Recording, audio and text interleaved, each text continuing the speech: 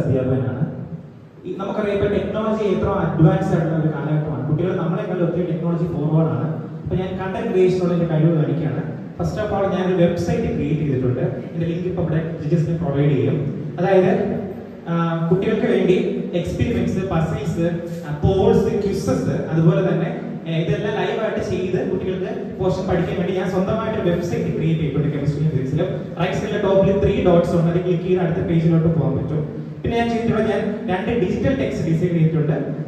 പിന്നെ എൻ്റെ video editing skills ആണ്. ഞാൻ 4 ആപ്ലിക്കേഷൻസ് യൂസ് ചെയ്യാറുണ്ട്. ഞാൻ 2 ഷോർട്ട് ഫിലിംസ് ഡയറക്ട് ചെയ്തിട്ടുണ്ട്. എൻ്റെ യൂട്യൂബ് ചാനലിൽ ഞാൻ 100-ലധികം വീഡിയോസ് ഞാൻ എഡിറ്റ് ചെയ്ത് എൻ്റെ യൂട്യൂബ് ചാനൽ അപ്ലോഡ് ചെയ്തിട്ടുണ്ട്. പിന്നെ എനിക്ക് ക്യാൻവ, പിക്സൽ ലാബ്, അടവ് പോലുള്ള പോസ്റ്റർ, അതുപോലെ ബ്രോഷർ ഡിസൈനിങ് വെബ്സൈറ്റ്സ് യൂസ് ചെയ്യാൻ അറിയാം. 200-ലധികം പോസ്റ്റേഴ്സും ബ്രോഷേഴ്സും ഞാൻ ഇതിനോടൊപ്പം തന്നെ ചെയ്തിട്ടുണ്ട്. പിന്നെ ഇന്നോവേഷൻ ആണ്, നമുക്കറിയാം സയൻസ് ആണ്. ഞാൻ ചെയ്തൊരു വർക്കാണ് 4-in-1 എന്ന് പറഞ്ഞിട്ട് ഇലക്ട്രോമാഗ്നറ്റിക്സിന്റെ 4 principles: self induction, mutual induction, electromagnetic induction and back in. ഇത് 4 ഒറ്റ ബോർഡിൽ കാണിക്കാൻ പറ്റും. ഞാൻ ചെയ്തൊരു ഇന്നോവേറ്റീവ് മോഡലാണ്. ഇതൊരു 8-in-1 ആണ്. ഒപ്റ്റിക്സിന്റെ 8 പ്രിൻസിപ്പിൾ ഈ ഒറ്റ ഈ ബോക്സിൽ കാണിക്കാൻ പറ്റും. ഇത്തരത്തിലുള്ള ഇന്നോവേഷൻസ് ചെയ്ത് ഞാൻ എൻ്റെ അമ്മ വർക്ക് ചെയ്യുന്ന സ്കൂളിൽ അവർക്ക് ഡൊണേറ്റ് ചെയ്ത് കൊടുത്തിട്ടുണ്ട്. സ്കൂളിലെ കുട്ടികൾക്ക് വേണ്ടിയിട്ട് ഇത്തരത്തിലുള്ള ഇന്നോവേഷൻസ് ചെയ്യാൻ ഞാൻ ശ്രദ്ധിക്കുന്നു. അദ്ദേഹത്തെ കൊളാബറേഷൻ ആണ്. ഞാൻ ഏകദേശം 14 NGOസിൽ വർക്ക് ചെയ്യുന്നുണ്ട്. 3 NGOസിന്റെ കോ ഫൗണ്ടർ ഞാനാണ്. അതുപോലെ തന്നെ ഇന്ത്യയിൽ തന്നെ ആദ്യത്തെ ഓൺലൈൻ ചാരിറ്റി സ്റ്റോറായ EW Space എന്ന് പറഞ്ഞൊരു ഓൺലൈൻ സ്റ്റോർ ഞങ്ങൾ ലോഞ്ച് ചെയ്തു. ഞാൻ അതിന്റെ കോ ഫൗണ്ടർ ആണ്. അപ്പോൾ സമൂഹത്തിന്റെ വ്യത്യസ്ത മേഖലകളുമായിട്ട് കൊളാബ് ചെയ്ത് എഡ്യൂക്കേഷനെ എൻഹാൻസ് ചെയ്യാൻ ശ്രദ്ധിക്കുന്നുണ്ട്. അടുത്ത വോളണ്ടറി ആൻഡ് ട്രെയിനിങ് ആണ്. ഞാൻ NSSന്റെ 2 നാഷണൽ ക്യാമ്പ് പറ്റിയിട്ടുണ്ട്. ബെസ്റ്റ് NSS വോളണ്ടറിന്റെ അവാർഡ് എനിക്ക് കിട്ടിയിട്ടുണ്ട്. കേരളത്തിലുടനീളം കോളേജുകളിലെ NSSന്റെ ട്രെയിനിങ് കൊടുക്കാനായിട്ട് ഞാൻ പോകുന്നുണ്ട്. ഇത്രയും കാര്യമാണ്. അടുത്തതായിട്ട് ആർട്ടാണ്.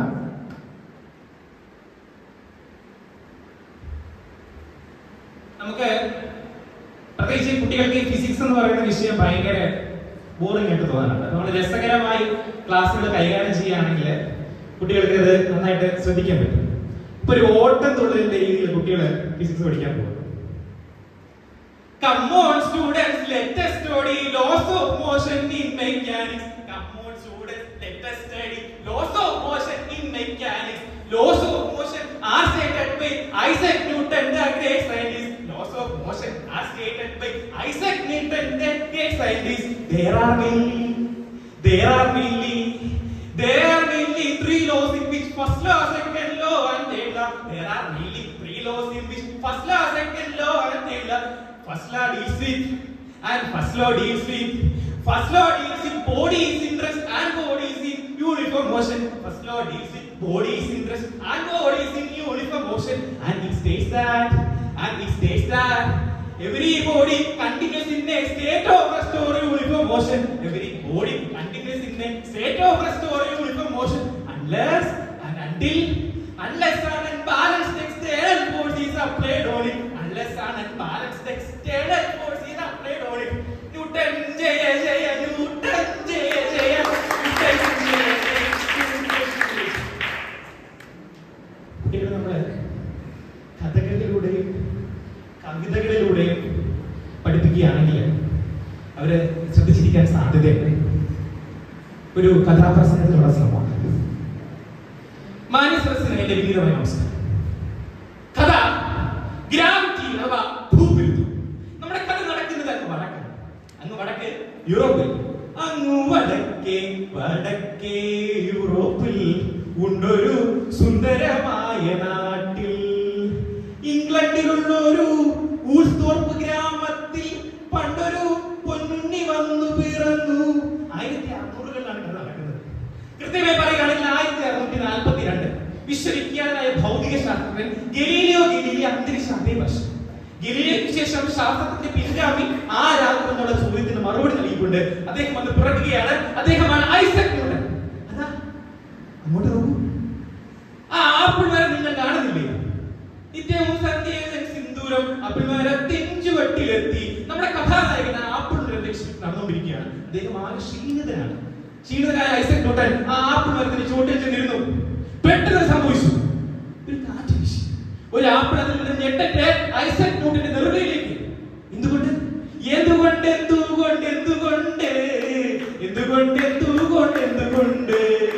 മേലേക്ക് പോവാതെ താഴേക്ക് വീഴുന്നത് എന്തുകൊണ്ട്? പ്രിയപ്പെട്ടവരെ, ഐസക് ന്യൂട്ടന്റെ അന്നത്തെ ഒരൊറ്റ ചോദ്യമാണ് പിൽക്കാലത്ത് ഭൂഗുരുത്വം അഥവാ ഗ്രാവിറ്റി എന്ന് പറയുന്ന വലിയൊരു കണ്ടുപിടുത്തത്തിന് കാരണമായി മാറിയത്. ഭൂമി എല്ലാ വസ്തുക്കളെയും അതിന്റെ കേന്ദ്രത്തിലേക്ക് ആകർഷിക്കുന്നു. നന്ദി, നമസ്കാരം.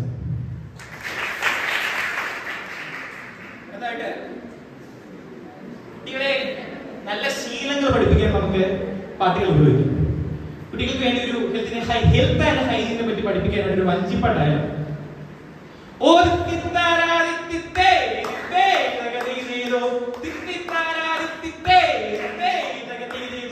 ചൊടിയോടെ ചൊല്ലാൻ നിങ്ങൾ ചില കാര്യം കേൾക്ക വേണം, കേട്ട കാര്യം പാലിച്ചിടാൻ മറന്നിടല്ലേ.